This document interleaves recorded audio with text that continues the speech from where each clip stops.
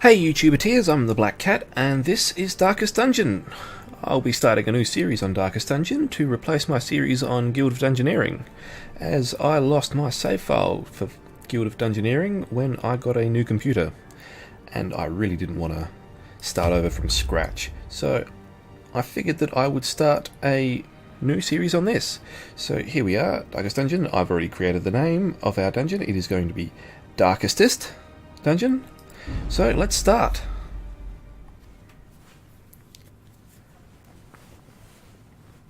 Takes a while to load here.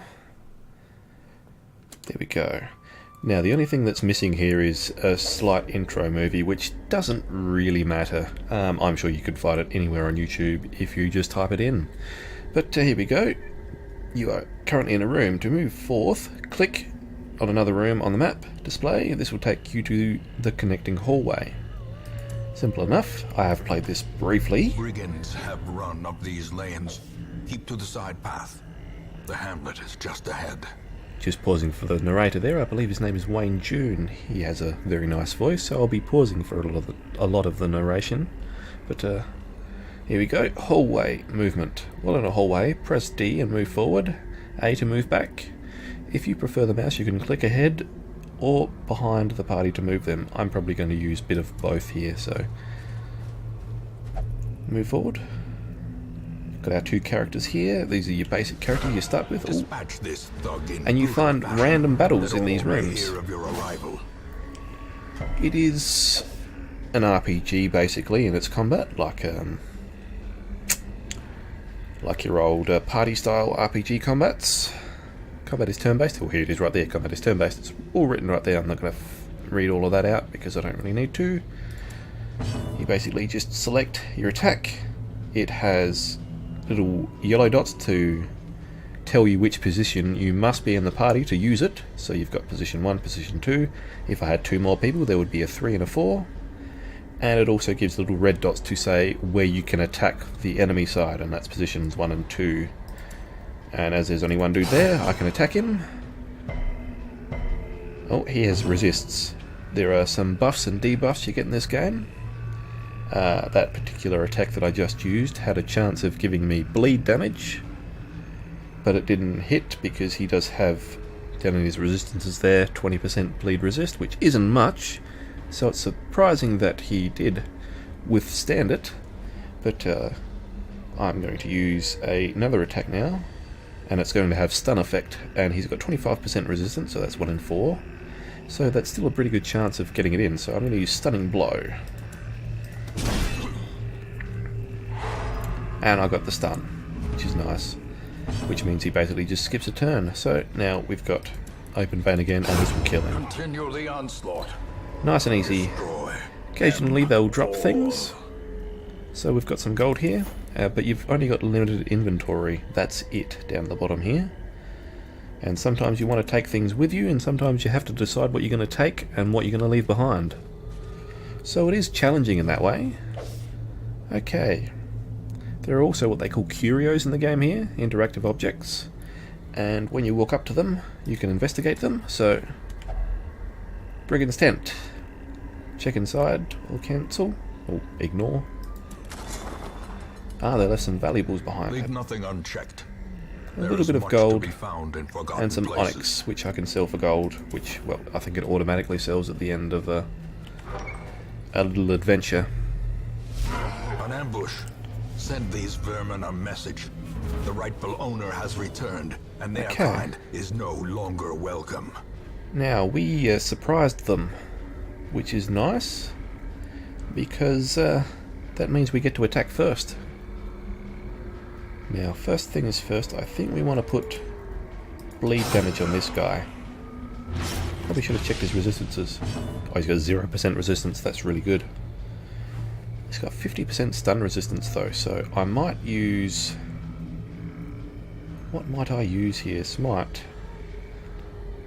Does base 85... I really don't understand what the attack and the dodges things are. Damage 6 to 12.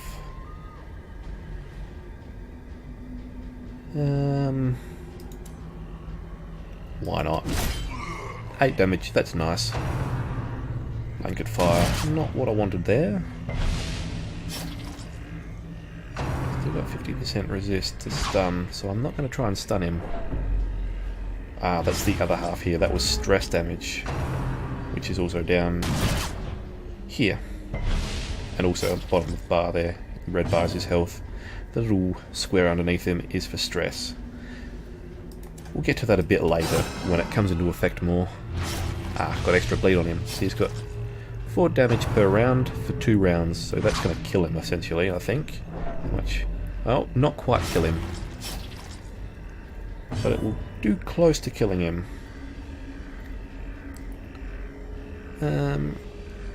Ooh. Damage modifier minus 40% damage, so that won't do his full damage or anywhere near it. Might try to stun him. And I got it. That's really nice. And he will die from his bleed damage now. Blanket fire's not quite so good. Spreading the damage out between me, but I can probably deal with it. I do have bleed damage myself, but that won't last for very long and it won't kill me. Tracking shot. Grape shot blast. Pistol shot. Damage mod minus 25. Damage mod minus 80. Oh. Maybe just a pistol shot then. 5 damage. It's not bad. Maybe I just hit him and kill him. Get him out of the way. Does not dissuade the sharpened blade. Here we go. This is also another important thing. Corpses. Sometimes when you kill an enemy, they will leave a corpse.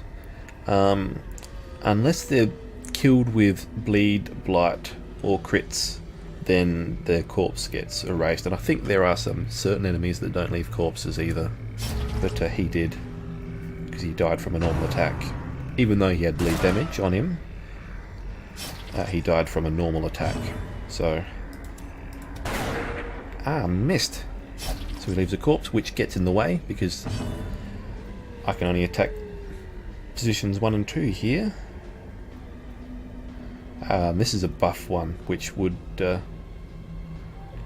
buff my own guy. Plus 25% protection. I don't really need that in this battle. Later on, those will be very important. Really need to attack in for... Fortunately, yeah, he's going to get that one more attack in. That got rid of the corpse. Now, because he's closer, he's got a rush shot in. I'm going to use open vein because it's got a good chance of hitting. Give them no quarter. Okay, they drop some gold, some medicinal herbs, and an emerald. Nice. This is the end of the dungeon. You don't have to leave when you get to your end of a dungeon, whether that be you've seen all the rooms or you've fulfilled any other sort of requirements to finish a dungeon.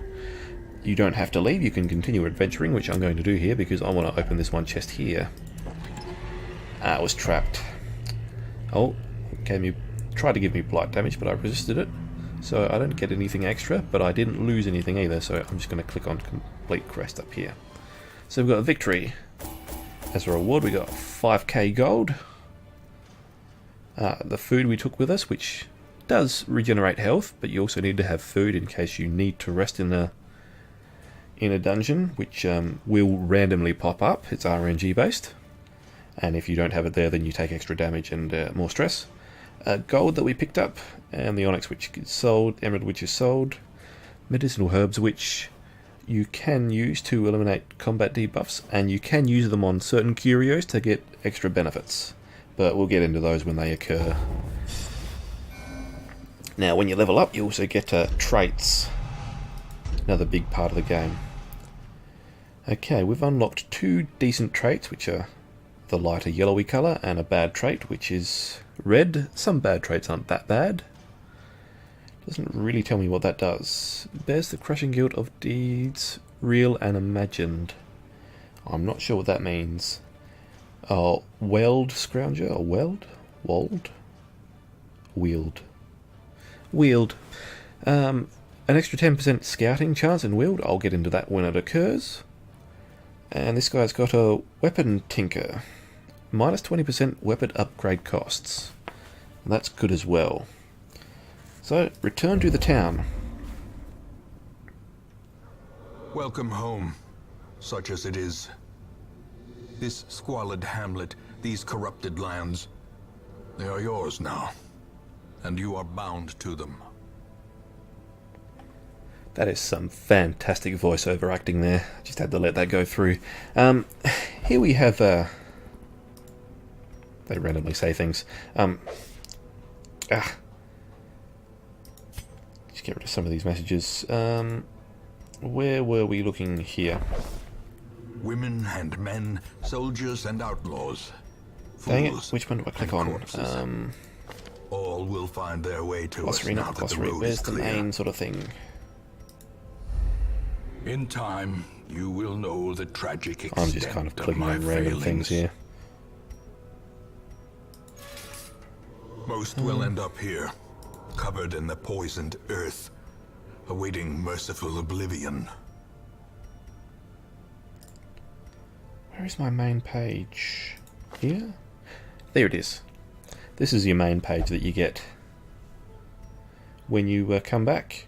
It has quest goals, which are quite numerous really. It also tells you what's happened here. So during week 1, Dismas, who was our fella that we had on the mission, and the other dude, Reynald. I may or may not rename some of these dudes just to make them easier if they've got harder names, but they're not too bad. He's now an apprentice highwayman, and he's now an apprentice crusader. They do level up to a certain extent, and there are other classes. He's a highwayman, he's a crusader. There are cleric sort of things and those sorts of other things like that. And as they level up, they will go on harder missions, and they will have more traits and better damage and things like that. But not much here at the moment because it's the very beginning of the game. So I'll close that now. And this is your sort of main hub town, your estate, where you buy your upgrades and you heal your people and you get new adventurers, which I will do. This is a stagecoach where you hire new people. You also can upgrade your stagecoach so you get more people. You can increase the number of people that you can have in your roster. At the moment, I've got 2 of 9. I've only got 2 there. I can get 9. The next upgrade would get it to 12. I won't do that just yet because it does cost currency in little things that you pick up from adventures that you go out on, whether they be busts, portraits, deeds and crests.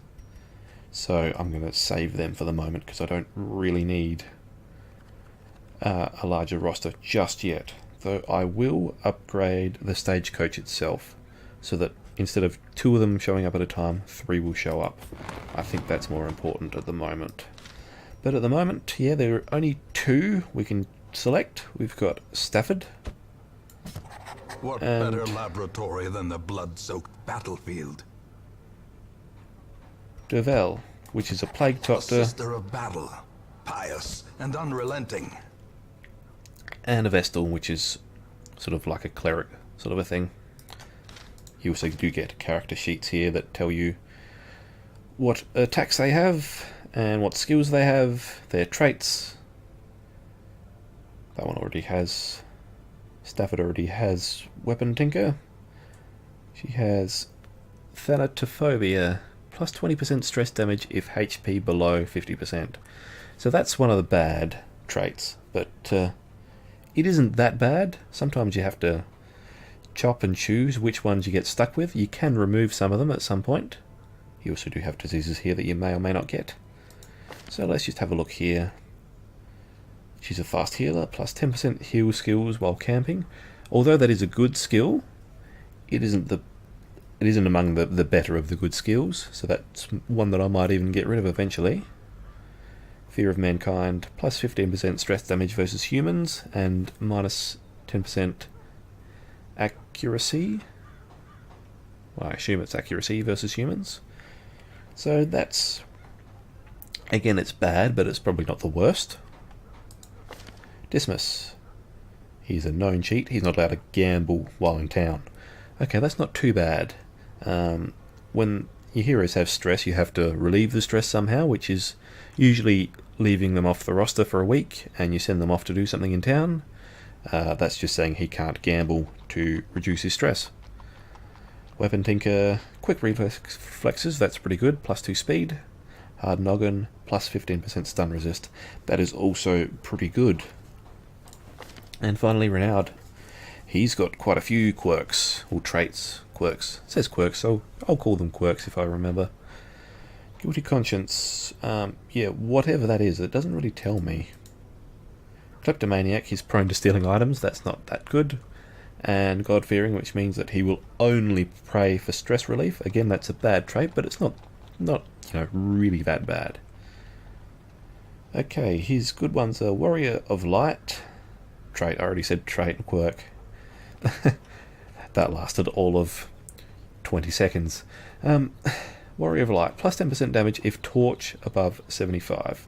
When you're in the dungeons, you do have torches that you can burn for light, and the higher the light, the better things are for you most of the time. And Wold, however you want to say that, Scrounger, extra scouting chance. Okay, then his skills here, I'm not going to bother with this too much just yet. I'll wait until I get further into the game before I worry about that. Stagecoach is empty, no one else to hire. We have a tavern. Complete more quest to unlock, so I'll get to that eventually.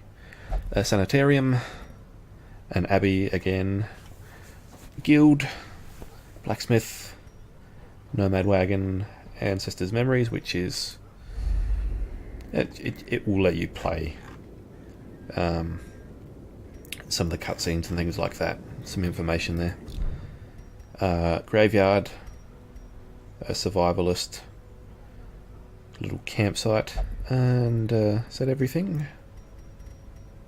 I think that's everything. Stagecoach, yep, I've been to everything.